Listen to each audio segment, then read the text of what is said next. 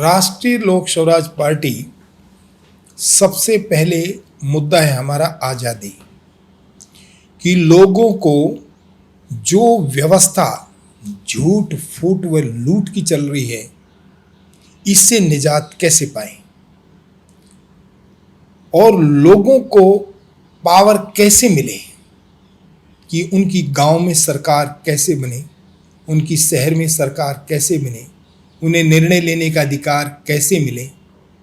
ये सबसे पहला हमारा पॉइंट है कि भी उन्हें आज़ादी मिले। आज़ादी के साथ दूसरा हमारा पॉइंट है स्वावलंबन, कि आज हमारा भारत का नागरिक, हमारे पास सभी प्रकार के संसाधन होते हुए हमारा युवा क्यों बेरोजगार है? हमारे पास किस चीज़ की कमी है? आज 10,23,000 वैकेंसियां बाई नेम महकमों में खाली पड़ी हैं। इनकी 10-10 साल सरकार रह चुकी हैं, वो वैकेंसियां क्यों नहीं भरी हैं? और क्यों युवा सड़कों के ऊपर धक्के खा रहे हैं? करोड़ों रुपए की युवाओं से फीस ली जा रही है और उन्हें नौकरियां नहीं दी जा रही हैं, उनका सिलेक्शन नहीं हो रहा है। अगर सिलेक्शन कर लिया जाता है तो उसके अंदर इतनी धांधली होती है, लोग कोर्टों में खड़े हो जाते हैं। तीसरा हमारा मुद्दा है न्याय। आज एक गरीब आदमी, एक मिडिल क्लास आदमी, ये गरीब आदमी सड़कों पे कोर्टों में धक्के खाते हुए घूम रहे हैं। पूरे भारत देश के अंदर 5 करोड़ मुकदमे हमारी जुडिशियल कोर्ट, लोअर कोर्ट से लेके हाई कोर्ट से लेके सुप्रीम कोर्ट में पेंडिंग है। 5 करोड़ परिवार, और इसी तरह से 5 करोड़ परिवार हमारी जो दूसरी हमारी डीसी की कोर्टें हैं, नायब तहसीलदार, तहसीलदार, बीडीओ और चीफ कमिश्नर, कमिश्नर्स, इनकी कोर्टों में भी इतने ही मुकदमे पेंडिंग हैं। तो 10 करोड़ परिवार मीन्स एक परिवार में 6 की एवरेज लाएं तो 60 करोड़ लोग न्याय के लिए सड़क पे भटक रहे हैं, भटकते फिर रहे हैं, उन्हें न्याय नहीं मिल पा रहा है। तो हमारी कैसी व्यवस्था है कि हम लोगों को आज़ादी भी नहीं दे पाए, ना लोगों को स्वावलंबन दे पाए, ना लोगों को हम न्याय दे पाए। शिक्षा और चिकित्सा तो कहने क्या है, शिक्षा का कितना बुरा हाल है। सरकारी स्कूलों को जाके देखें, किसी अफसर के या किसी नेता के बच्चे सरकारी स्कूल में पढ़ते हैं। चिकित्सा का हाल देखो, ना वहाँ दवाई है, ना वहाँ डॉक्टर है, ना वहाँ नर्स है। हर कर्मचारी सड़क के ऊपर हड़ताल करता हुआ घूम रहा है, हर खिलाड़ी हड़ताल करता हुआ घूम रहा है, हर पंच सरपंच हड़ताल करते हुए घूम रहे हैं। तो आप किसको देखो, चारों तरफ एक मतलब ऐसा अव्यवस्था का माहौल बना हुआ है और सब अपनी पीठ थपथपा रहे हैं। इसलिए हमने राष्ट्रीय लोक स्वराज पार्टी का गठन करके समाज को इन मुद्दों से जोड़ के और उन्हें रोजगार गारंटी देंगे, उन्हें आज़ादी की गारंटी देंगे और उन्हें न्याय की गारंटी देंगे, और साथ में फ्री शिक्षा और चिकित्सा की गारंटी देंगे विद वारंटी और विद गारंटी। इन 2 शब्दों को लेते हुए पीपल एम्पावरमेंट, कि समाज और लोग की पावर कैसे मिले, कैसे वो मजबूत हों, कैसे उनका जनमत हो, बगैर लोगों से पूछे सब कुछ लोगों का है, पैसा भी उनका और पावर भी उन्हीं के वोट से जाती है, और बाहर चपड़ासी उन्हें किसी दफ्तर में घुसने नहीं देता। इस बुरी व्यवस्था को तोड़ना है। आफ्टर ऑल अभी तक हम इस अंग्रेजी सिस्टम को क्यों भुगत रहे हैं?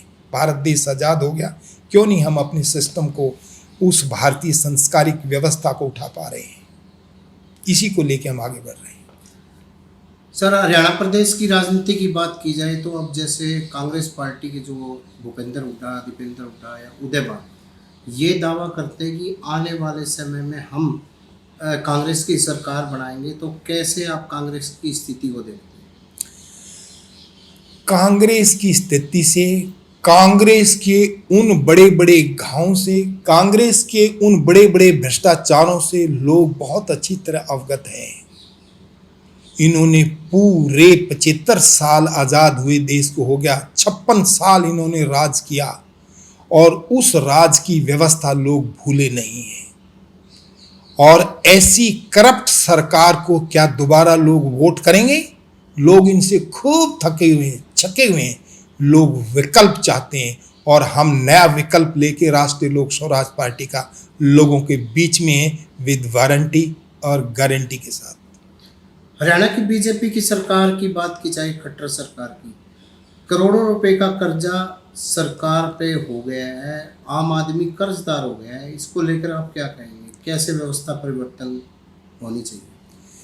मैंने सबसे पहले बताया कि ये लोग केवल और केवल एक्सप्लॉइटेशन, शोषण करने के लिए ही नेता बनते हैं। समाज की समस्याओं से इनका लेस मात्र भी काम नहीं है। मैं उस संवैधानिक पोस्ट पे रहा हूं।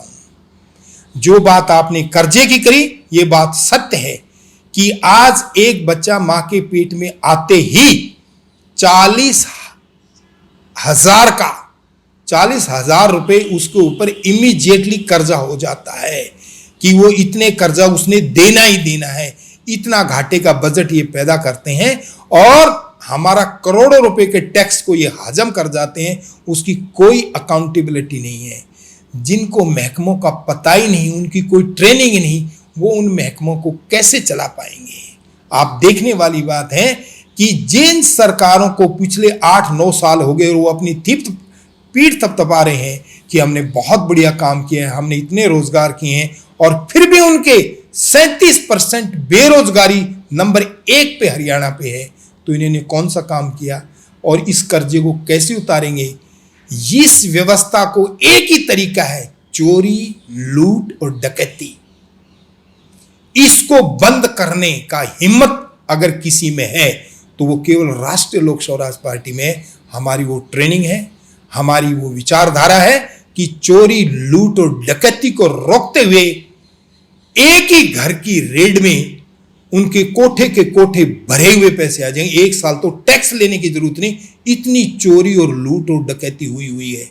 उसकी रिकवरी तो करनी है, उसका हमें इख्तियार होगा और उसकी हमें ट्रेनिंग है। और यही लोगों को बता रहे हैं कि आपके साथ बहुत बड़ी ठगी हो रही है, बहुत बड़ी झूठ हो रही है, बहुत बड़ी लूट हो रही है।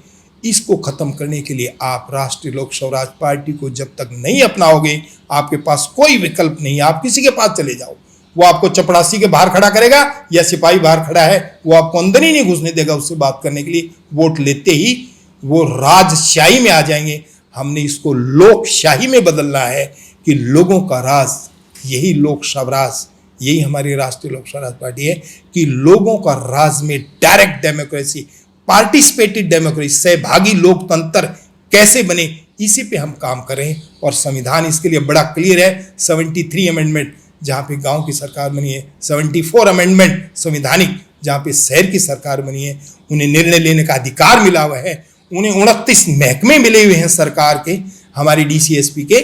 तो वो लोग अपनी बिजली, पानी, सड़क, शिक्षा, चिकित्सा, न्याय और सुरक्षा काम करेंगे। केवल अधिकार उनको देना है और बजट देना है। लोग पहले भी काम करते थे, फिर एक बार काम करेंगे। यही व्यवस्था का तोड़ है और यही चोरी, लूट और डकैती को रोकने का अख्तियारात होंगे। सर, राम रहीम के मामले को आपने काफ़ी करीबी से देखा भी, आप पुलिस अधिकारी जो तौर पर, तो इस मामले में अभी देखा है कि अक्सर इनको पैरोल मिल जाती है। विपक्ष का भी यह आरोप रहता है कि स्वार्थ के कारण सरकार इनको पैरोल देती है। तो इसको आप किस तरीके से देखते हैं पैरोल को? मतलब एक आदमी सरेआम नीचे कोर्ट से लेके ऊपर कोर्ट तक, सुप्रीम कोर्ट तक उनकी जमानतें रिजेक्ट हो चुकी हैं, उन्हें कोर्ट से सजा हो चुकी है मर्डर और रेप के मामले में, और सरकार उनके झूठे वोट बैंक के चक्कर में, झूठे वोट चक्कर में उनके हाथ जोड़ते हुए आपका होम मिनिस्टर घूमता है, आपका मुख्यमंत्री घूमता है, आपका बिजली मंत्री घूमते हैं। तो इससे ज्यादा और आप क्या करोगे कि सरकार की खुद मिली भगत से, सरकार की खुद मिली भगत से उनको पैरोल मिल रही है, हर महीने पैरोल मिल रही है। क्या उस गरीब की आ भी लेंगे जो बगैर छोटे से एक पेटी ऑफेंस के लिए पिछले 1 साल से जेल में पड़ा? क्या उसको कोई पैरोल देगा? नहीं देंगे ये लोग। उनको हम दिलवाएंगे, उनको न्याय हम दिलवाएंगे। आप हम पे भरोसा करो, हम विकल्प लेके आपके पास पहुंच रहे हैं। और इन जैसे जो लोग हैं जो कि रेपर हैं, मर्डरर हैं, इनसे आपका पीछा छुड़वाएंगे। अभी हाल ही में देखना कांडा का क्या है, सरेआम मर्डर, सरेआम रेप, और कोर्ट कहां गई, हमारा न्याय कहां गया? न्याय अंधा हो गया क्या? सरेआम एक बच्ची अपना नोट लिख के मर रही है कि मैं इसकी गलती, इसकी हैरेसमेंट की वजह से मर रही हूं, और फिर भी उसे सजा नहीं है। क्या मतलब इतना अंधेर खाता हो गया जुडिशरी के अंदर? कमाल हो गया भाई। कोई इसके ऊपर कॉग्निजेंस नहीं ले रहा कि उसको जेल से मिल रही है। अभी आप भूषण को देखियो, सरेआम बच्चियों ने इल्जाम लगाए कि अरे इसने 100 लड़कियां छेड़ दी हैं, और उसको कोर्ट ने जमानत दे दी, ब्लैंकेट चेक दे दिया कि आप जाओ, जमानत के ऊपर हो। आप कैसे उम्मीद करोगे इस व्यवस्था से लोगों को न्याय मिल जाएगा? नहीं मिलेगा। न्याय के लिए आपको नया विकल्प ढूंढना है, और नया विकल्प आपके सामने राष्ट्रीय लोक स्वराज पार्टी का है। इनेलो के जो राष्ट्रीय जो अभय सिंह चौटाला है, पैदल यात्रा कर रहे हैं, वो कह रहे हैं हम परिवर्तन लेके आएंगे, आने वाले समय में हम सरकार बनाएंगे।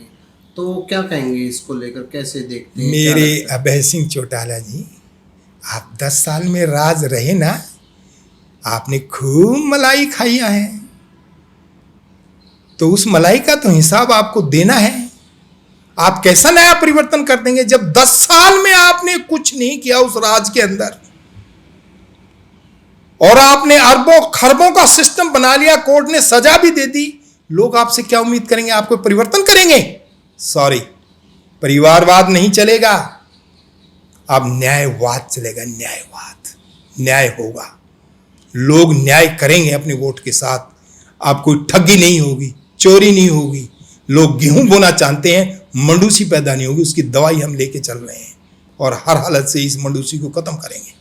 सर, प्रदेश में बाढ़ जबरदस्त आई, हालात गंभीर है, अब भी बारिश आ रही है, 8-9 जिलों में बड़ी हालात खराब हैं। तो क्या देखते हैं, किसानों को कितना मुआवजा मिलने चाहिए, किस तरह की सरकार द्वारा छूट मिलनी चाहिए, कैसे देखते हैं? परवीन भाई, हमेशा जिला और राज्य और प्रांत सीएम के इशारे से चलता है।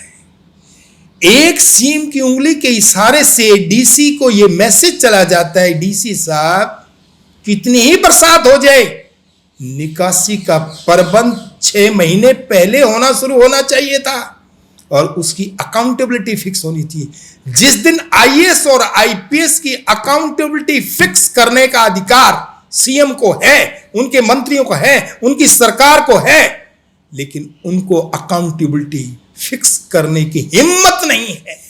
जब तक वो हिम्मत नहीं करेंगे तो पानी तो यूं ही खड़ा रहेगा, क्योंकि जिम्मेवारी नहीं है, ट्रांसपेरेंसी नहीं है, उनकी अचीवमेंट की कोई ट्रांसपेरेंसी नहीं। भी किया क्या डीसी साहब आपने? पानी क्यों खड़ा हुआ? कोई पूछने वाला है? जरा पूछे खट्टर साहब, देखो डीसी साहब ये पानी क्यों खड़ा है, कमिश्नर साहब ये पानी क्यों खड़ा है, चीफ सेक्रेटरी साहब ये पानी क्यों खड़ा है, लोग क्यों मर रहे हैं? क्या आप मुआवजा देंगे? क्या देंगे आप मुआवजा? दे आप मुआवजा। देखिए उस नुकसान की भरपाई जो किसानों की हुई है। आप कहते हैं मैं 8,000 दे दूंगा, मैं 9,000 दे दूंगा। अरे उस किसान ने अपना खून पसीना लगा दिया, आप उसका खेत देखो, कम से कम उसको 50% लाभ का तो सिस्टम बनाओ जो उसका खेत है। कहां है स्वामीनाथन रिपोर्ट? धूल खाते में, बट्टे खाते में डाल दी उसकी। एक ही लाइन का फैसला है कि जो किसान फसल बो रहा है आप उसका 50% लाभ दे दो। यही तो मांग रहा है किसान, और यही रिकवरी मांग रहा है, यही आपसे एमएसपी मांग रहा है। आज तक आपने देश के आप लोग एनपीए के अंदर लाखों करोड़ों अरबों रुपए लोग खा गए, और एक किसान का खर्चा मुश्किल से 2,000 करोड़ है, उसको माफ नहीं कर सके। आप लोगों को कहीं चल्लू भर पानी में डूब मरो। काहे की व्यवस्था है? काहे को आप सीएम हो? क्यों बनते हो आप सीएम? अस्तीफा देके अपने घर आओ, झोला उठाओ और चलो यहां से। आपने इस व्यवस्था का अव्यवस्था बना के सत्यानाश कर दिया। ना काम आता है, ना काम करवाना आता है, ना आप सीखने की कोशिश करते हैं। क्या उम्मीद करें आपसे? फिर आप वोट मांगने के लिए आ रहे हैं। सॉरी, वोट नहीं मिलेगा। हम लोगों को पढ़ा रहे हैं, सिखा रहे हैं, जगा रहे हैं कि हर हालत में आपके ठगी, चोरी, लूट, डकैती बंद कराएंगे। और एक सच्ची सच्ची सरकार आपको ला के दिखाएंगे। प्रदेश में अभी अरविंद केजरी पार्टी इनका भी पूरा विस्तारीकरण हो गया है। अब इन्होंने भी प्रचार अभियान शुरू कर दिया है। अभी पंजाब में इन्होंने सरकार बनाई है, तो कैसे देखते हैं आगे इनका, कैसे क्या देखते हैं कि इनका कार्यकाल कैसे देखते हैं पंजाब का, और जो हरियाणा में क्या लगता है इनको कुछ मिलेगा या नहीं, क्योंकि आदमपुर में ये आ रहे थे। मुझे बड़ा खेद होता है जब मैं सुबह अखबार पढ़ता हूँ और एक बड़ा सारा फोटो वहां पे मान का आता है, मुख्यमंत्री, पंजाब मुख्यमंत्री, लाखों करोड़ों रुपए की एडवर्टाइजमेंट किसके पैसे से आती है? लोगों के खून पसीने के टैक्स से आती है। क्या मान साहब देंगे उसका हिसाब? मुख्यमंत्री जी मत तो बगेंगे, काम करना तो सीख लो। आप स्वराज के नाम पे आपने वोट लिया, क्या पंजाब में स्वराज ला दोगे? लाओ ना, आप 73 अमेंडमेंट को लागू करो, गांव की सरकार बनाओ, 74 को लागू करो, शहर की सरकार बनाओ, जरा स्वराज ला के दिखाओ।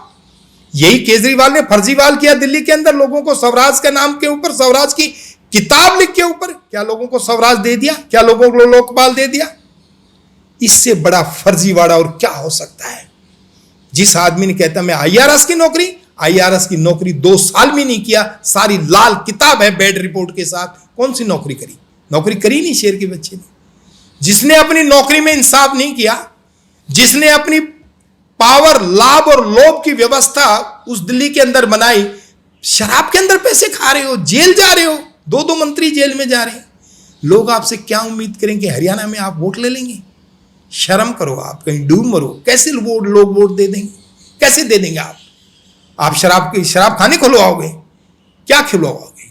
लोगों को शराब नहीं चाहिए, लोगों को नशा नहीं चाहिए, लोगों को न्याय चाहिए, लोगों को रोजगार चाहिए और लोगों को आजादी चाहिए। क्या आप दे देंगे स्वराज? अगर नहीं दे सकते हो तो किस मुंह से आओगे आप? वो मुंह की खाओगे जिंदगी भर कि आप दिल्ली से भी जाओगे और पंजाब से भी जाओगे। आगे की तो बात ही छोड़ दो। फर्जी वाला वो और नहीं चलेगा, किसी कीमत पे भी नहीं चलेगा।